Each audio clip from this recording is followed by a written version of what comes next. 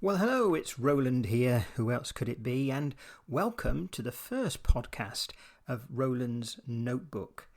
Thank you for being here. I hope you enjoy the podcast. This is just an introductory one to let you know what I plan to do and why I've set up this podcast. For those of you that know me, I've been on Roland's Travels for quite some time now on Substack and have a corresponding podcast to go with that, as well as Roland's Travels YouTube. Recently, I've decided to extend Roland's Travels to become Roland's Travels and Notebook. I hope you're going to enjoy that if you are following me over on Substack at rolandmillward.com. But this podcast can be completely standalone. For some time, I've been finding ways to really reduce my use of digital tools. We all know that we can become really addicted to our smartphones. They can take over our lives. We want to keep looking at them, checking them, and quite frankly, they are a pain in many ways, although of course they have advantages to them as well. So what we want to do, and what I'm going to do over the coming months, is explain to you what I've been doing and sharing with you some thoughts. I hope to interview some people as well that we can talk to about going more analog, or if we are using digital tools, how we can get the best out of them without them taking over our lives. So that really is the purpose of this podcast. So I hope you'll subscribe if you're not a subscriber already.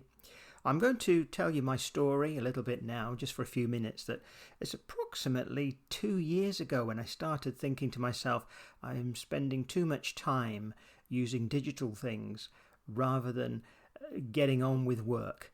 It's quite easy to start managing our lives and for that management to become the big thing rather than the actual productivity.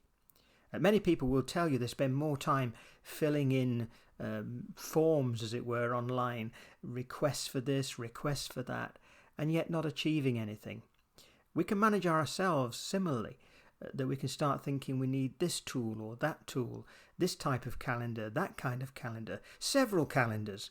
You know, the list goes on and on as to how we're going to manage ourselves.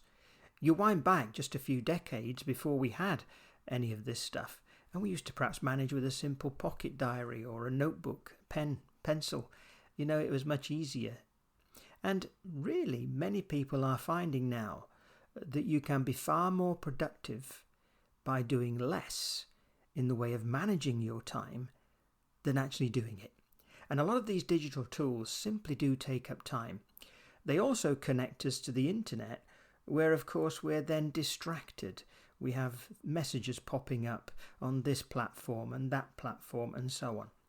So I've taken the step of reducing my social media use dramatically. I got rid of Facebook and Instagram. Other things, I've just perhaps kept my name on there, but very rarely check. They're certainly not on my phone or my iPad, so I can't see them that easily. I have to go and physically look for them on a laptop, which I tend not to do.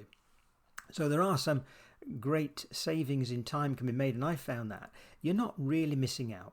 These particular platforms such as Facebook and Instagram and Pinterest and all of those, they want you on there because obviously your eyes are their money. The time you spend on there, you may not be paying for it, but you're paying for it with your data. You're paying for it with your time in looking at advertisements. So there is a cost. Your time. My time. And that's why I took the decision to start moving away from that and to sharing with people, either written or on video or like this on a podcast, ways that we are able to be better off. And scientifically, there is proof that we can learn things better, for instance, by making paper notes than writing digital notes. And I've been looking at that and experimenting with that myself. I know since I've been doing these things, I've found that my memory has improved enormously. Not just the memories I'm making by writing things down now, but by no longer spending as much time on electronic things, my brain's able to process information and recall it way back in time, well before this digital stuff ever came about. Things that I used to find difficult to recall, I now find much easier.